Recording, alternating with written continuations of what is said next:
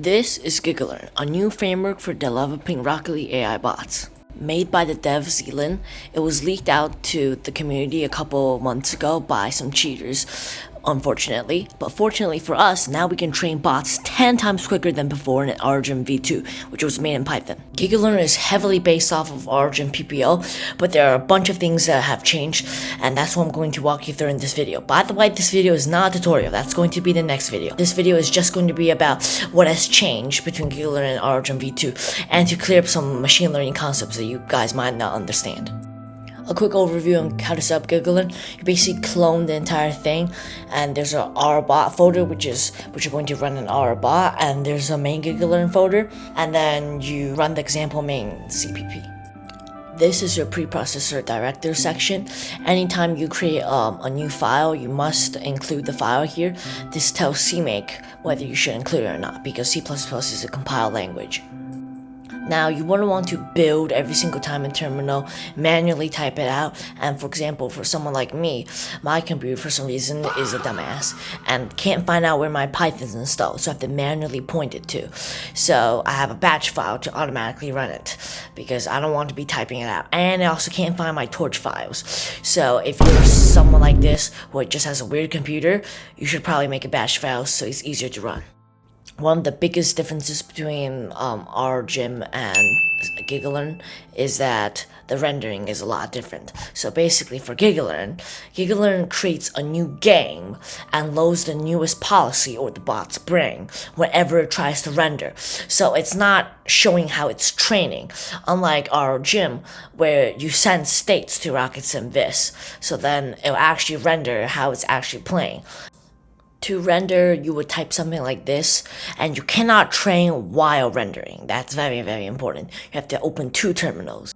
Again, you can use a batch file for this, but you have to include the Rocket Sim Vis folder inside the folder you're rendering, and the rendering folder, of course, to start up the game.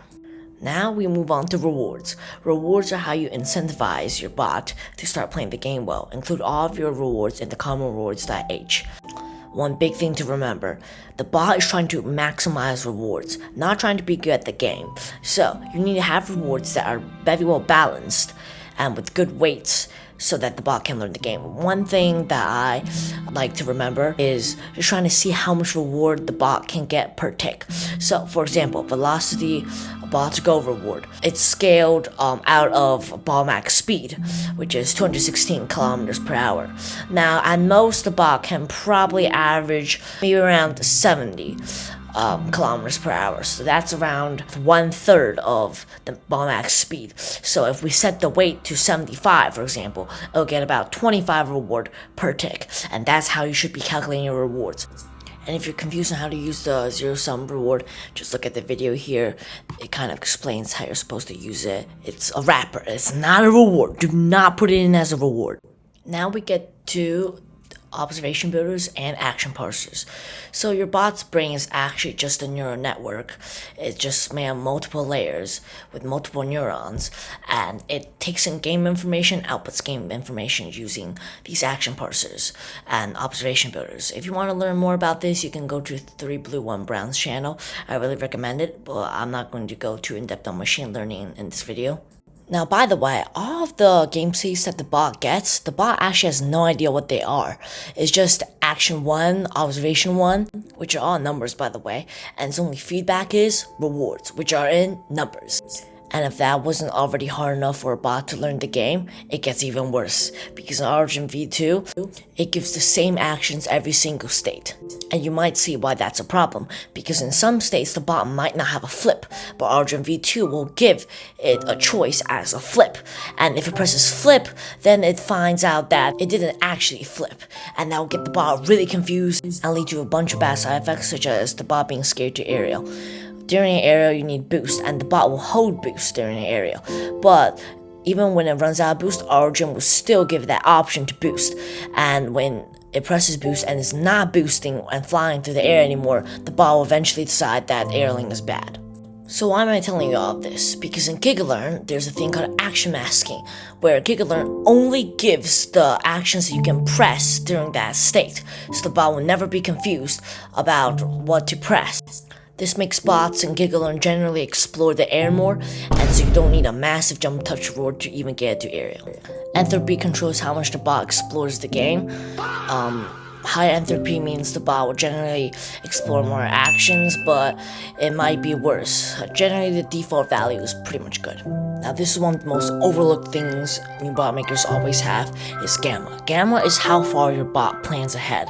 The default value of 0.99 is only 5 seconds ahead, but let me explain to you what gamma actually is. So if your bot has no gamma, the best thing actually to do here for maximum reward is to jump, because most bots have some sort of jumping reward, and the closest thing you could probably do to get reward is just simply to jump. Now, if the bot has a slightly higher gamma, it'll probably try to hit it, because bots also normally have a strong hit reward.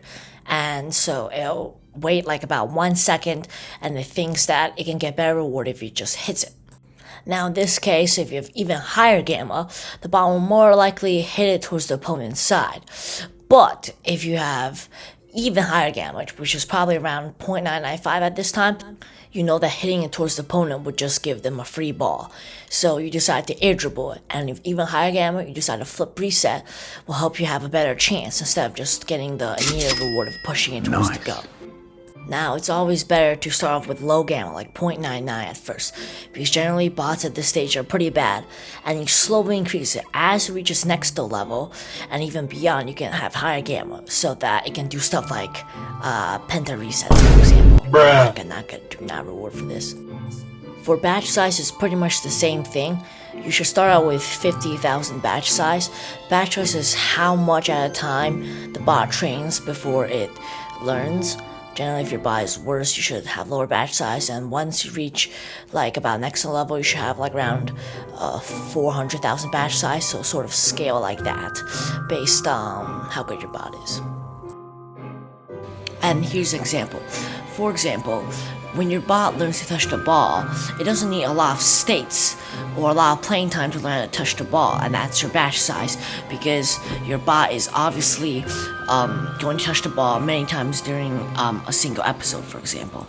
For something like flip resets, that's going to happen pretty rarely, so you need a large batch size to get your bot to flip reset, and that's why as your bot gets better, you need a higher batch size.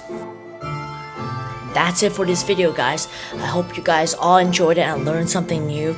Remember, bot making is about having fun. It's not about getting the best bot, getting the best rank. So the stuff that you learn throughout the process is going to really help you in life, whether you're a kid, whether you're a grown-up. But if you do want to continue making Rocket League bots, I have a tutorial on how to set it up. You can also DM me and join the Origin Discord server if you need more help. Okay, thank you for watching.